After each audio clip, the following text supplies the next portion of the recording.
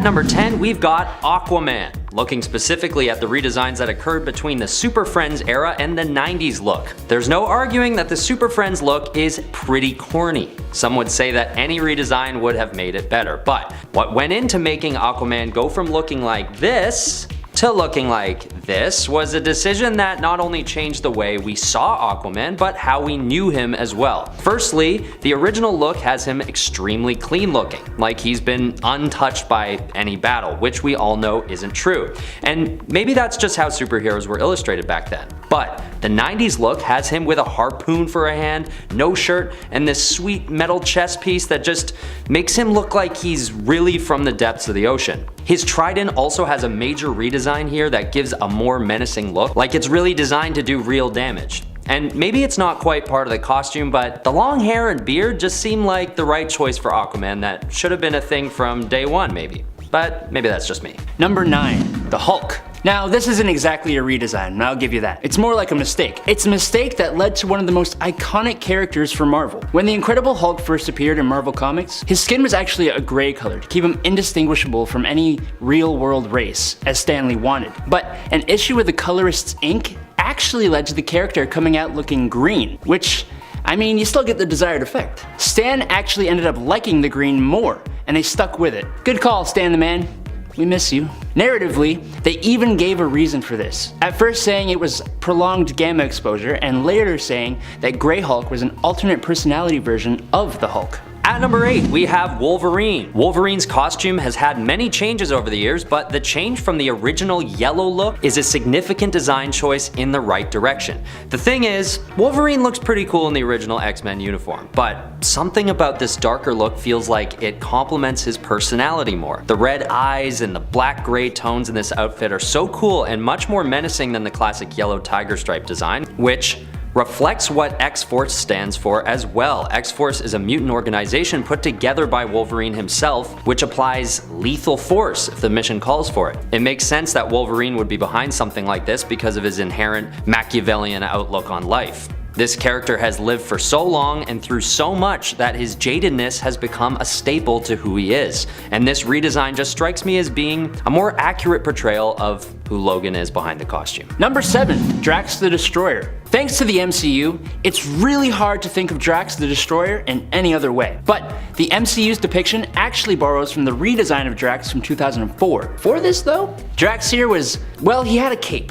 Capes are cool, no doubt, but I mean, he's just so much better now. Take a look at his design when he was first introduced in the 1970s. Bright green skin with a very comic booky purple costume. It was unique, I'll give you that, but as the rival to the Mad Titan Thanos, it's just nowhere near as imposing and intimidating as it should be. The 2004 design with the pale green skin, red tattoos, and knives evoke the kind of strength and power that comes from the title of the Destroyer. At number 6, we have the Flash. Looking at the Jay Garrick Golden Age Flash, we can all agree that there was room for improvement. Need I mention the elephant in the room? The silly hat? Okay, I know it has sentimental value, having been his father's World War I helmet, but it just doesn't look very cool. I'm sorry. And he would use it as a weapon by throwing it at bad guys? Anyway, I'm just roasting him now. But when Barry Allen is introduced in 1956 with a new outfit, it seems like it was always meant to be that way. His helmet is replaced with a mask,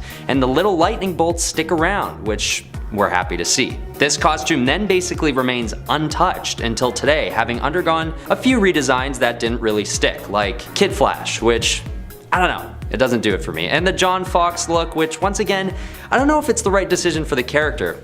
I think the best place the design has found itself is Wally West's costume, which just gives the character a sleek look with lots of integrity. Number 5. Lobo. Okay, before you jump on me in the comments saying he's a villain, he's more of an anti-hero, okay? When Lobo first appeared in DC Comics, well, he looked like poo. You were more likely to laugh than to think he had any kind of strength going for him. He had an orange and light purple skin-tight suit for Pete's sake. But when he reappeared with his biker motif, it just made sense. Ripped jeans, leather gloves and a vest. With all his craziness, foul language, weapons, and spiked hair, he needed the rest of him to match. And I think we can all agree his iconic hook was definitely a worthwhile addition. Let's just forget about his newest New 52 redesign though. No. At number 4, we have Iron Man. This is one of the biggest redesigns on the list, and for good reason. The old Iron Man is made to look like he's literally wearing a big suit of armor that Tony Stark would like crudely bolt himself into. But over time, with the way that the character's abilities become more advanced, so does the costume. It gets sleeker, more form-fitting, and the colors are toned down a bit, making for a more realistic look, tonally. Something I noticed that's a real eyesore from the original look is the design of the face. The original eye holes and mouth make Iron Man look kind of soulless, like there isn't even a person in the costume. And sometimes that was actually the case, but as Tony Stark's storyline is refined, it seems as though his costume gets less and less blocky as well. And this wasn't only the case for Iron Man, it was arguably the case for every other hero in this list and beyond. With comic books getting more legitimized over time, the depth of all the characters expanded, allowing for cooler, less fantastical designs that you might actually be able to imagine seeing in the real world. Number 3. Spider-Man. This is an arguable point. Spider-Man's red and blue classic suit is extremely iconic, and I don't think anyone thinks it's bad. The Sam Raimi version of that suit is beautiful, but if you tell me that you dislike the Black Venom symbiote or the black cloth version of this suit, 1, you're a liar, and 2, we can't be friends. This suit was actually designed by a guy called Randy Schueller for a contest Marvel had, and they paid him $220 for it. I'm not sure how that compares to today, inflation-wise, but that $220 bought the Spider-Man's greatest designs outside the original. So great, they even came up with excuses for him to wear it after getting rid of the symbiote version of it. Okay, at number 2 we have the Batman costume designs from the movies. This is a big one that I think a lot of people agree with. Looking at his original look from the 1966 Batman TV show and the redesigns that took place to get to Christopher Nolan's designs for The Dark Knight, it's clear to anyone that these were major steps in the right direction. Although the original look was probably meant to be a bit goofy, it still could have looked a little less like pajamas and still gotten the feeling across. This is an important transformation to analyze because Batman's original outfit speaks to how seriously comic books were being taken back in the 60s, and that was not very seriously. Honestly, Adam West looks like he pulled a $10 Batman costume off the secondhand shelf at a Halloween store in November. I mean, it barely looks like the cowl fit him. And then when we were blessed with the Dark Knight trilogy back in 2005, we were reminded that these days, Batman is a serious character that deserves a serious look. His suit got darker, more slick, and it finally looked like real armor, which makes sense for the subject matter, which has, over the years, gotten much more gruesome and violent. This was an essential redesign that demonstrates not only how far Batman has come as a character, but how far comic books have come as well. And the massive success of the Nolan trilogy suggests that people were ready for that change. Number 1. Carol Danvers. The original Carol Danvers Miss Marvel costume is so incredibly different from her redesign as Captain Marvel that you'd be forgiven for thinking they were different people at first. Her Miss Marvel costume was characterized by a black leotard with a big yellow lightning bolt, bare legs, and black boots and gloves. While being an iconic costume, knowing what we know of her backstory and looking at the tone and personality of her character, it didn't seem right for Carol Danvers. When she jumped on the scene with her red and blue pilot-esque Captain Marvel uniform with the shorter hair and the star emblem, she exudes the confidence and strength that her character demands. She even still kept the red sash belt thing, which was probably my favorite part of her costume. This is the suit that inspired her MCU costume with not a single trace or mention of her Miss Marvel suit. It is also the suit that almost everyone has gotten to know her by and has completely revamped and reimagined her character. Number 10. Superman. This version of Superman, the one in the Kingdom Come story by Mark Waid, with art by Alex Ross and Mike Carlin, is set in an alternate reality, Earth 22. Meaning, it isn't a baseline redesign for the character. For that matter, it isn't even a complete overhaul of Superman's costume. The only difference they made to the costume was that Clark's hair had silver streaks to show his age, and the yellow parts of his emblem were changed to black. Otherwise, his costume was a very classic Superman getup. But those two little changes, plus just the overall style of the art itself, did something to this Superman that for me, it just makes me tingle, you know? Number 9. Daredevil. When Daredevil first came on the scene in 1964, his look was different from the one most readers are used to. Instead of his normal color scheme, Daredevil instead had a predominantly yellow suit, with only parts of the suit being the familiar red color. Now, In my humble opinion, the yellow and red suit has its own perks. The overall design of the suit is fairly similar to what would come later, but I will agree that when he showed up in Daredevil #7 with the all-red suit, courtesy of artist Wally Wood, it was an instant stick. It was more in keeping with the darker, brooding, street-level nature of his stories, and it stuck for, well, pretty much the rest of his publication. Hey guys, before we go on, I just want to say a quick little thanks for watching. I also want to say thanks for those of you that leave comments below. I read a lot of them, and you guys always have interesting and helpful things to say, so thanks. Don't forget to like and subscribe, and I won't forget to get on with this video. Number 8, the Punisher logo. Okay, I want to talk about this one for a couple of reasons, but let's just say it. Straight up, it's controversial, which always makes for a good discussion. Basically, the classic Punisher logo that has been around since the 70s got a bit of a redesign this year. Punisher has joined the Hand, and in doing so, he has changed his logo to resemble that of an Oni. There's also reason to believe that the symbol may reflect his status within the organization. Unfortunately, there is also a real-world political reason for the change. The logo itself was being adopted by real-world police officers, which is kinda odd considering Punisher is pretty anti-authority, and was even worn by some of those who were involved in the Capitol riots, leading Marvel to make a politically motivated change. Love it or hate it, it is the new look for the character right now. I'm not totally opposed to it, but I know at least a few of you guys out there are a little upset. Let me know what you think below. Number 7, X-Men. I don't know if you know what the original costumes of the X-Men looked like back in the day. Yellow and dark navy blue with yellow and black boots and gloves, except for Beast, who is still vaguely human and didn't wear boots or gloves, and Iceman, who was more like Snowman. The matching costumes definitely show that this was a team, even with their different and unique mutant abilities. There have been many iterations of X-Men costumes since, but for me, when the characters themselves got their own individual costumes in issue 39 of the comic, that's when they really came into their own. The leader of the team, Cyclops, has generally used this look and variations on this look ever since. Mostly. The other members took a bit more time to find iconic looks, namely Angel and Beast, who eventually got his blue fur. Number 6, STARLORD. When STARLORD showed up in Marvel Preview number 4, he was a far cry away from what most fans have come to recognize him as. I think he kinda looks a lot like Owlman from the Watchmen comics, to be honest, but even Peter's personality was much different. The tagline on the comic was, "He stalks the galaxy, one man on a mission of cosmic vengeance." That doesn't sound like the typical wisecracking, sarcastic young hero we know today. Even before Chris Pratt took on the character, Star-Lord was revamped in the 2006 and 2007 Annihilation event, where he formed the Guardians of the Galaxy and got an incredible new costume change, ditching the more cow-like headpiece for a full helmet and the skin-tight outfit for a more loose-fitting uniform.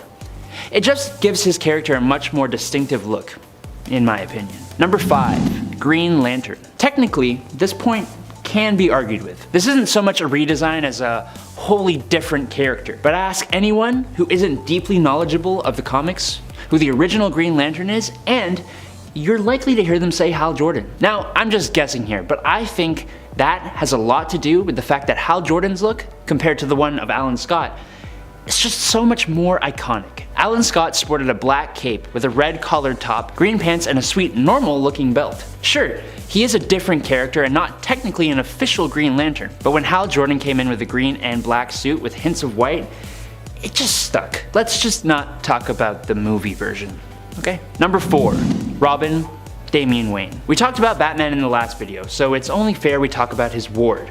Specifically, I want to talk about the costume of the newest Robin, and Batman's son, Damian Wayne. If we go back in time and look at the classic original Robin's costume, well, let's just say it kinda goes with the costume of the Caped Crusader at the time. In other words, it's incredibly impractical. I'm also thinking the bare legs wouldn't bode too well in the streets of Gotham, but that's just me. The costume was evolved over the years for sure, but the one that Damian wears when he appears as Robin in 2006, it's just like, ooh, I like it. You know, it's kind of hard to get specific on what makes this one so much better, I'll be honest. But if we just slap up some comparison pics, I mean, it's just better. Number 3, Ultimate's Hawkeye. The Ultimate Universe in Marvel sees a lot of changes to character designs that honestly kind of reflect the MCU looks just a little bit. Overall, I think the outfits are improvements on the originals. I want to give a big nod to Ultimate Thor. But I think the best of the character overhauls would have to be Hawkeye's Ultimate Universe costume. The black vest, the crew cut, and the red glasses make him look even more like a secret agent, which he is. It's also a bit edgier and darker than his 616 counterpart, which most of the Ultimates are considering the comics were aimed at teens. Fight me in the comments, but I definitely prefer this costume. Number 2. Batgirl. Batgirl first appeared in Detective Comics 359, sporting an all-black costume with a yellow bat symbol, belt, boots, and gloves. Personally, I didn't have much of a problem with this look. I thought it was simple, for sure, and quite basic. Just like the other members of the Bat family, Barbara Gordon also got a ton of redesigns through the years. But in 2014, when she got a redesign thanks to artists Cameron Stewart, Brendan Fletcher, and Babs Tarr, the new look, much like Damien's Robin suit, just made more sense. The costume was much more practical. More of a jacket kind of design with a removable cape. The belt was more casual, more like a holster design. Her design had much more personality too this way, which really works for the character herself, who also has a strong personality. Number 1. Nightwing. Nightwing first appeared after leaving the Bat family in Tales of the Teen Titans Volume 1, number 44, and his costume was, honestly, not too bad. It was goofy for sure. Don't get me started on the collar, but with those gold wing designs, it was pretty cool. I'd be a fool though if I didn't say that the blue V costume that debuted in 1996 is the best suit that character has ever worn, if we don't take into account his newest DC Rebirth suit, which is basically just a slightly updated version of this one. The simple blue bird across the chest and into the arms, mixed with the rest of the suit being black, yeah, it's a simpler look, but one that ultimately works better than any other. Number 10. Nova. Alright, starting off our little list today is going to actually be more of a different version of a character of the same name rather than a redesign. There have been multiple Nova Primes throughout the history of the universe. Richard Rider is absolutely the main one, and he is fantastic. I absolutely adore his Nova Prime costume. But when we first saw Samuel Alexander in Point One, Number 1 in 2011 sporting the black Nova helmet, I'm sorry, it just did something special for me. I really enjoy it. Granted, being a younger, more slender guy, he doesn't exude the same kind of power that Richard Rider does. But that doesn't make him any less powerful, and it doesn't make his costume any less impressive. Also, Disney, if you're listening, let me play Samuel Alexander, please. I want to wear his costume. Thank you. Number 9. Beast. We mentioned in the last video the way the X-Men uniforms were all essentially variations of the same costume. Hank McCoy was a shorter, stocky guy. He had huge hands and feet, and his original costume didn't even have gloves or boots, which helped him to stand out even more. Hank was the bruiser on the team for sure, with his mutations being strength and agility. But while he may have been a somewhat odd-looking guy, he was still fairly human-looking. That is, until Amazing Adventures number 11 in 1972. Hank got a job at Roxxon, basically, where he developed a serum that acted as a catalyst for activating latent mutations for short periods of time, and then he drank it. The effects of this serum ended up making Hank grow gray fur. His muscles expanded, his ears became large and pointed, he got claws, and his canine teeth grew and became fangs. The serum further increased his superhuman agility, endurance, speed, and strength, as well as enhancing his senses. In Amazing Adventures 14, his fur would become blue thanks to Quasimodo, and he's been the same ever since. Whoa, slow your roll there. I gotta talk about how great you are. Every time you like and subscribe, it sends a ripple through the YouTube algorithm that makes this channel look just a bit more attractive. So thanks for doing that. Don't forget to check us out on Facebook as well. And I'll carry on making this video. Number 8. Scarlet Witch. Now, I don't know if everyone's seen the WandaVision show, but it's definitely one you should check out if you are a Marvel fan. One of the best parts, at least for me, was seeing Wanda Maximoff get a new look. A look that pays homage to the origins of the character, but embraces a modern design, and just makes her look like a total badass. Which I think most of the fans out there have really been craving. Her powers in the MCU haven't always been all that they potentially could be, even though she outclasses almost every other hero in the MCU. But moving forward, I think we are definitely starting to see her break out of the shell, and this costume really embodies that. I am so excited to see her in the Multiverse of Madness. She is gonna be sick. Number 7. Deathstroke. We always gotta include at least one morally ambiguous character on these lists. But at least this time, it's when he was actually acting as a hero. When Deathstroke was the leader of a superhero team, Defiance, he wore an awesome black and white costume. But not only did this costume change up his color scheme, he actually got a cape. Edna Mode would not approve. His black and orange color scheme is definitely a classic, and I'm not necessarily saying this is better, but I mean it comes extremely close. It's better. And the story it belongs to is such a good one. Check it out. Number 6, Superman's black costume. Alright, here we go. Look, he may have a mullet, but Superman in a black costume? I mean, come on. After the Man of Steel was resurrected in Superman Volume 2, number 81 after his death at the hands of Doomsday, he came back with an all-black costume with silver symbol and wrist gauntlet type things. I don't know about you guys, and I know a lot of people hate that mullet, but you put any hero in black compared to their usual color scheme, and I'm here for it. The costume would get a revamp in the Justice League live-action movie when Henry Cavill comes back to life, and it looked even better there. It may not have lasted too long, but I think this costume has a definite place in my favorite alternate superhero costumes. Number 5, Monica Rambeau. When Monica Rambeau showed up in her costume in Amazing Spider-Man Annual number 16, it was a statement. I liked it, honestly. It was simple and unique. I don't really like the underarm wing things, they were kind of weird, but ultimately it worked for the time. She has been around for a long time, being part of the Avengers, Next Wave, and the Ultimates. But it was in the Next Wave number 1 where I think she got the best addition to her costume. All it took was a coat, and she instantly became so much cooler. The color of her under costume changed a bit, which it consistently does, but the jacket has now become a staple, and every time she's wearing it, I am swooning. Number 4, Red Hood. When Jason Todd was killed by the Joker in Death of the Family, it was a huge thing. It was heartbreaking, it was brutal, it was visceral. 6 months after his death though, he was resurrected, and he was restored by Talia al Ghul in the Lazarus Pits. He would join and be trained by the League of Assassins, eventually leaving to pursue justice, although a bit more brutally than before.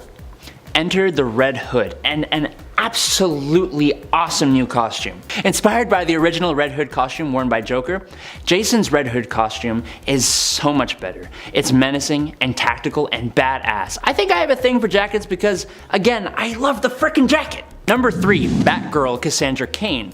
Okay, look, we talked about Batgirl in the last point, but we were talking about Barbara. If we want to get really into Batgirl designs that will knock your socks off, we don't have to look any farther than Cassandra Cain.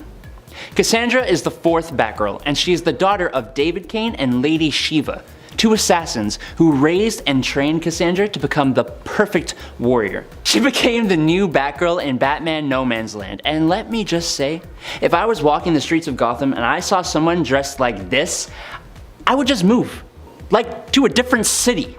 It's so fitting for her, it's intimidating, it's intense, and if I was a criminal, it would give me nightmares. Number 2, Blade. When Blade first appeared in Tomb of Dracula number 10, he had an interesting costume choice. Blade sported a collared jacket with a bandolier, armed with stakes, riding boots, and let's not forget the super sweet yellow glasses. More of like a cool pirate with yellow goggles than a vampire hunter. He would have different variations of the costume. One that was actually pretty good was when he wore green goggles, a purple jacket and matching boots, green trousers, and a yellow belt. But in Night Stalkers number 1 in the 90s, he finally showed up in the leather, sporting a leather jacket, all black clothing with the katanas. Of course, this was born out of the 90s, but it stuck. It has evolved over the years, but the key things introduced have stayed. The leather. The leather stuck. Number 1. Storm. The X-Men Storm is one of the coolest looking characters in Marvel Comics, for me. And that fact only gets reinforced in the Marvel Dark Ages number 4, when she shows up in a Wakandan-inspired gold and silver costume.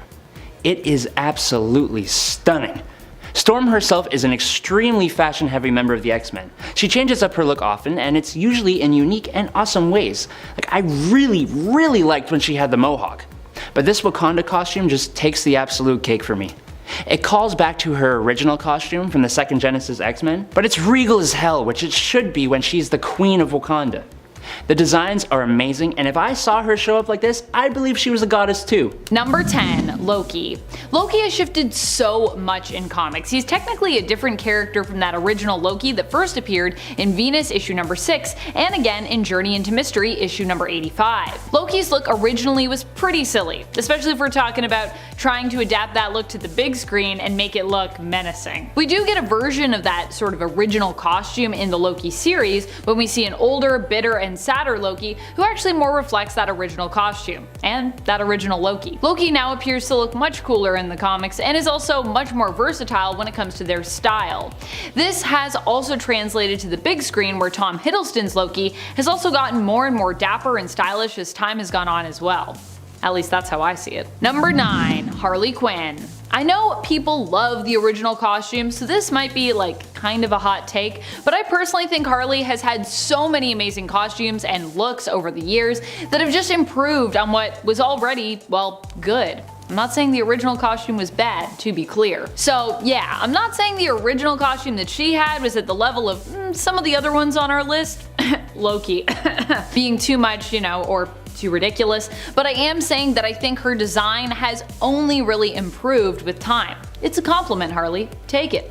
Of course, not all of her looks have been winners in comparison to that original look, but I do think that her current outfit has definitely been one of her best that we've seen so far. And then of course there is her whole Birds of Prey looks, which I loved, and her The Suicide Squad DCEU look, which seems to have been inspired by more modern Harley Quinn comics and video game designs. And to be clear, we're talking about James Gunn's The Suicide Squad, not Suicide Squad.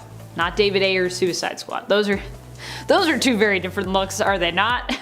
And friends, before we move on to this next spot, if you are loving this list and you want to hear about some more cool supervillain redesigns that we love, be sure to let us know by giving this video a thumbs up. Number 8, the Joker. The Joker is another character who has come a long way when it comes to his different looks. While his iconic face paint has remained, he's had many different outfits over the years, and many different iconic pieces that we would identify as being part of his costume. Purple and green remain the Joker's colors, but instead of wearing a suit with like a ribbon looking tie that kind of reminds me of something like a child would wear, like a kid in the olden days, or some kind of like floppy bolo tie, he is typically seen more in a trench coat that happens to be purple. Also, if anyone knows what that tie is called, it's like a little bow, but it's like a string. Let me know in the comments. I don't know what that's called. I do not know. The Joker looks less ridiculous and more menacing in modern comics, with the pranks of his earlier days also getting twisted along with his appearance. In more modern comic book tales, Joker has also been particularly terrifying, at one point having removed his face and stapled it back on in Death of the Family in 2011, and at another point sporting his own intimidating Joker-inspired batsuit during Joker War in 2020. Both of these are great looks, but very different looks. Number 7, Toad. Toad has also had a lot of different looks throughout the years, with his original one being the most ridiculous. And also fitting, but also so ridiculous. But I'd say the real cool thing about Toad is that a lot of the time his outfits actually really reflect how he's feeling inside and his evolution as a character. This is why at first it's really no surprise that Toad basically is dressed up as a court jester in his first appearances. At that time that was basically what he was, acting as Magneto's often disappointing goon who wanted nothing more than to please his master, but usually kind of failed at doing so.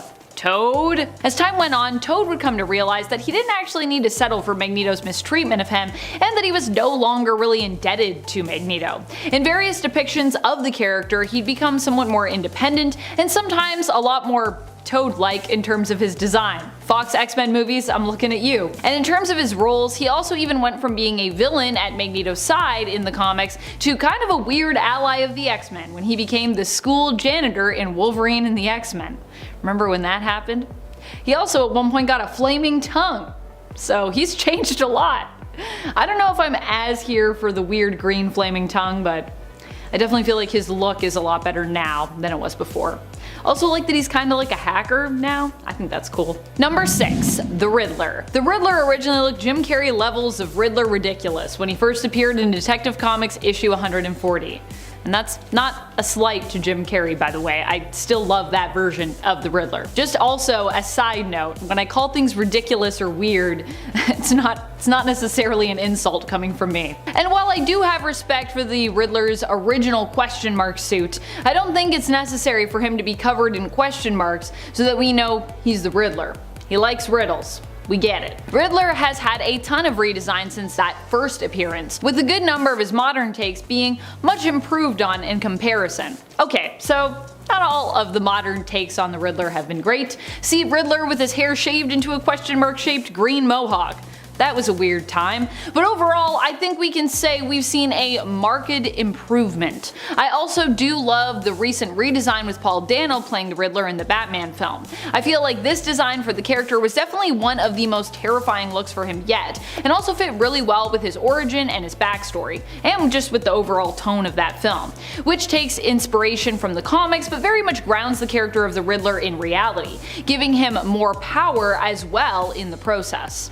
I think. Like when you make it just not about like silly riddles and you make it about like what is the Riddler and why are there riddles and what is this really about? I mean, it's a powerful character. Number 5, Cheetah. I mean, the Cheetah outfit has changed a lot since her first appearance, and so has the character. The first Cheetah villain we were ever introduced to in the pages of 1943's Wonder Woman issue number 6 is no longer the Cheetah we have in comics. Literally. Much has changed about the character, including her identity, her origin, and her overall look and power set. The original Cheetah was Priscilla Rich, a jealous debutante who dressed up in a skin-tight cheetah onesie. It's a look, I gotta say. Now we have Barbara Minerva as the main cheetah, who instead of dressing up actually has a humanoid cheetah form, having been transformed basically by a god.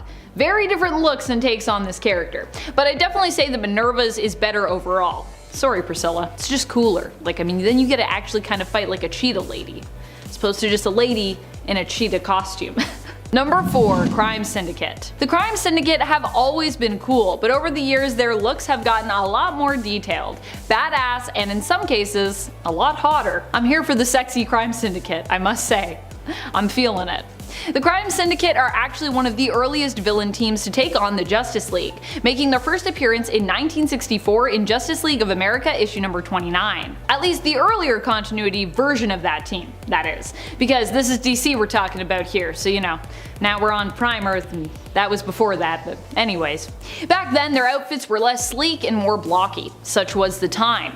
They were also a lot less sexy back then overall as a team, and had a lot less independent flair, with their looks being just a little bit more rough and basically similar adaptations of the team members that they were mirroring. I mean, Owlman literally has Batman's look from like the neck down almost exactly, with only the Stark owl on his head setting him apart. It's a look. Number 3, Kang the Conqueror. Okay, so Kang still looks pretty crazy, even in the comics, but he's come a long way from that wild purple and green eyesore when it comes to his cinematic appearance at least. We saw our first, likely of many, Kangs in the Disney Plus streaming series Loki. Here Kang was played by the amazing Jonathan Majors, and instead of sporting his very blue face and purple helmet, he was dressed simply in a nice purple robe with green tunic, pants, and sandals underneath. A nice nod to the original design while still providing its own unique take on his look, and a take that is quite a bit more sensible and stylish. Still, an air of flamboyance in how he's dressed, but not so over the top that it undermines how intense, inevitable, and intimidating He Who Remains, aka an alternate Kang, appears to be here. Number 2, Lex Luthor. Lex looks a lot cooler and a lot more dapper in modern comics than his original appearance. Remember when he used to wear a purple suit with green pants? What is it with villains in purple and green? Especially over at DC. What's going on over there? It's kind of a very shocking combo of colors, especially for someone like Lex. Although I will admit, put it into a mech type suit, gloss it up a bit, and it works a little better for me. I do like it. Lex used to wear this purple suit with straps crossed over it, and a very Dracula-esque high collar with bright green pants and purple boots. Fortunately, he now more keeps to suit and tie looks, looking a lot more polished and refined, and occasionally mixes in some badass mechanical armor, which makes him look a lot more intimidating than that collar ever did. Number 1. Killmonger. Talk about villains who have seen an upgrade. In Jungle Action issue number 6, we got our first look at Killmonger.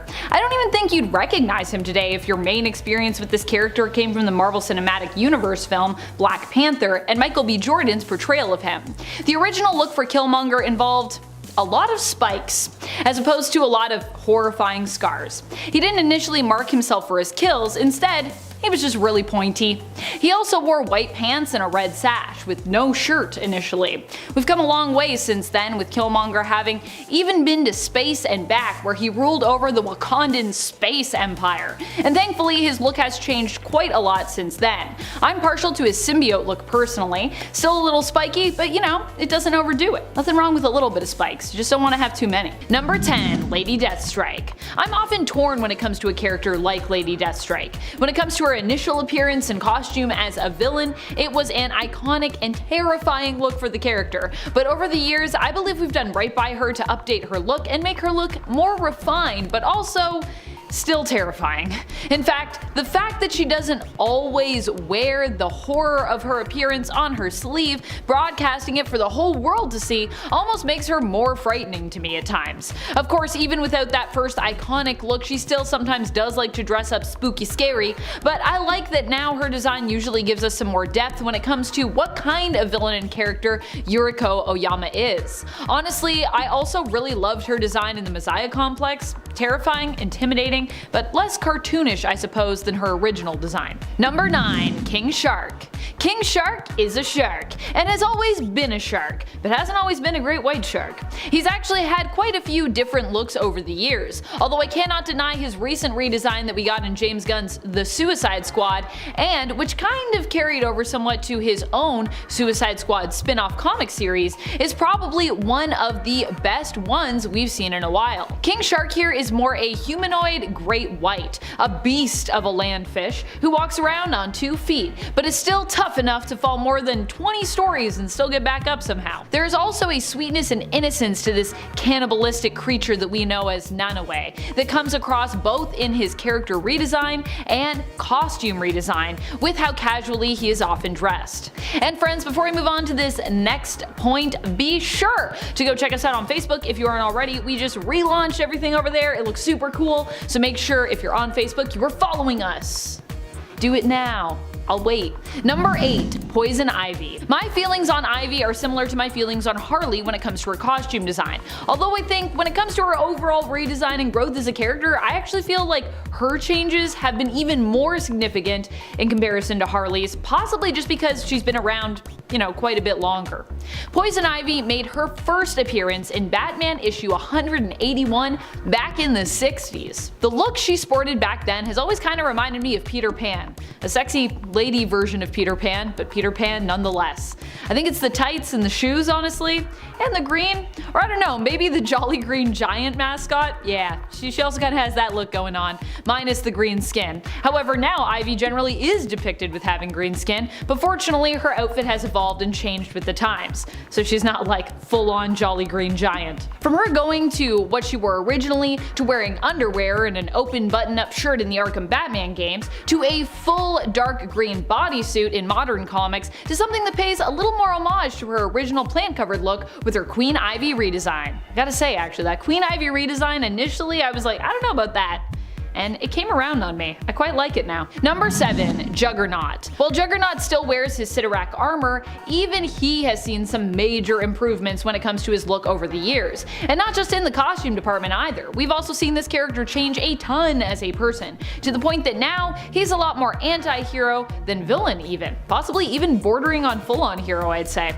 Juggernaut no longer actually wears armor given to him by Cyttorak because he renounced the god, and instead used materials that Cyttorak had left left from the times he basically reached out to Earth to forge his own armor. The result is a much more sleek looking design as opposed to the more clunky and stiff looking armor that he wore when he made his first appearance back in X-Men issue number 12. And that look is still iconic, don't get me wrong. It is quite similar to the overall character design, but a few important tweaks over time have greatly improved Juggernaut's overall look today. Juggy baby is looking good. I like that new armor. Number 6. Captain Boomerang. Boomerang. Oh boy, what a long way this character has come. In fact, the main Boomerang that we have come to know in the comics isn't even the same person anymore. Is it still Owen Mercer now? Owen Mercer is the son of the original Boomerang, and even when Captain Boomerang was the OG, George Harkness, he had quite a different look. Captain Boomerang made his first appearance in issue 117 of the original Flash series, where he sported a boomerang patterned outfit, white scarf and white sash. Also his little hat. This look was something. Honestly, it reminds me of like a flight attendant.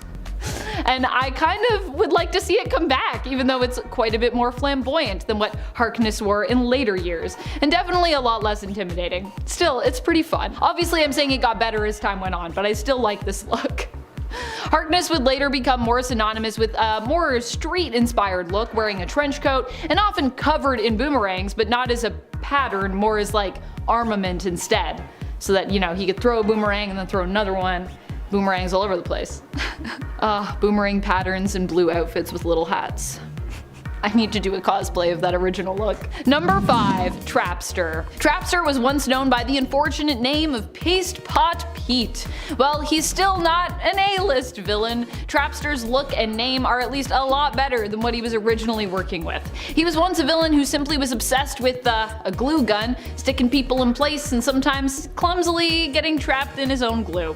Fortunately, from there the character was expanded upon and changed his name, sick of being ridiculed, making his whole thing more about creating traps than just, you know, trapping people in glue. I think overall a good decision from Trapster's point of view. Unfortunately, many heroes still tease him from time to time, as they still remember the days when he was known as Paste Pot Pete. Yeesh, they will not let him forget. Number 4. Despero. Despero used to have a weird gill side hawk and an orange jumpsuit, but now he's got like a gill mohawk and looks like a badass. For those of you unfamiliar, Despero is actually one of the oldest enemies of the Justice League of America. He made his first appearance in Justice League of America issue number 1 from 1960. In other words, he's pretty old school. Not only has his look completely changed, but his whole deal is pretty much changed as well. When we first met Despero, he was a villain who was all about mind control and playing lots of chess, not known for his physical prowess. Over time, the depiction of this Kalanorian alien villain changed and he became more known for his strength than his fondness of chess and his mind games. Although the modern character of the version from Earth Prime has both super strength and psionic powers. So too did his appearance change, with him trading in that jumpsuit for a cape and, you know, some prominent abs. Cause that's what makes you look scary, I guess. Gotta have the abs, gotta be real jacked. I do like though when he was like, I will play chess with you, ha ha ha, I'm a villain. We need more chess based villains. Someone make that, please. Number 3. Magneto. Magneto was such a rectangle head back in the day. Don't tell him I said that though, please. I don't want him to come for me. But seriously, when it comes to Magneto's overall look, he's come a long way from just being a pair of piercing blue eyes peering out of a very boxy helmet. His look has always been iconic, that I definitely cannot deny. But over the years it's become a lot more refined and complex along with the character. When Magneto first appeared on the scene, he was kind of more of a two-dimensional evil mutant, hell-bent on ruling over the humans and planet Earth, having mutants take their rightful place as the dominant species, Homo superior as they were known. Over time, his struggle became more nuanced as we learned more about his own backstory, which was quite tragic, and how he was mistreated, and it made a lot more sense that Magneto would want to fight for mutants who he felt had been marginalized, as he had been himself many times over through the course of his life. With this depth, his look also gained a lot of depth, and today, no matter which outfit he has on, he generally looks stylish, gentlemanly, and, well, all-powerful. As well he should. That upgrade? That's a 10. Number 2. Ultron. Ultron has come a long way since his first appearance, disguised as the Crimson Cowl in issue 54 of the Avengers, and then introduced fully as the menace known as Ultron 5 in issue 55. Even then, he'd already apparently come a long way from his first model, his first design, which was revealed in a flashback in issue 58 of the Avengers, where this crude yet workable robot calls inventor Hank Pym his daddy.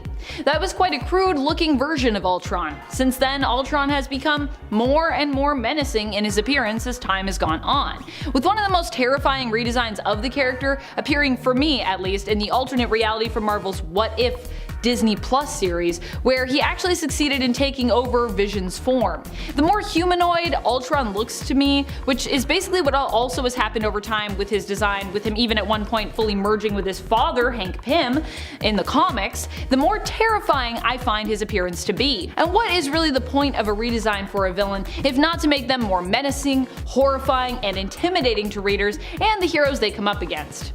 I mean, you're either going for more scary, I think, or more depth. Or ideally more depth and more scary. That's the best. Number 1. General Zod. General Zod has received a major upgrade when it comes to his look over the years. Oh my goodness. And this improvement has made him a lot more intimidating when it comes to his overall appearance in the comics. When General Zod first made his appearance in Action Comics in issue 283, we really only saw him in a flashback panel where it was revealed he was condemned to spend 40 years trapped in the Phantom Zone. Oh no!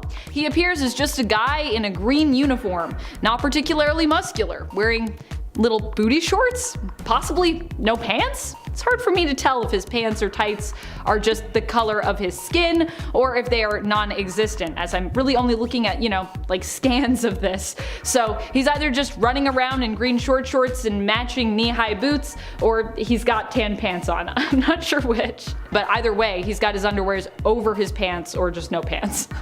Now, General Zod is less associated with the colors of tan and green, and is more affiliated with the colors of black and red, often donning armor in those colors and sporting menacing yet cleanly shaped facial hair, really evoking those kneel before Zod vibes in the present. I mean, I can't even believe it's Zod when you go back and look at that original appearance.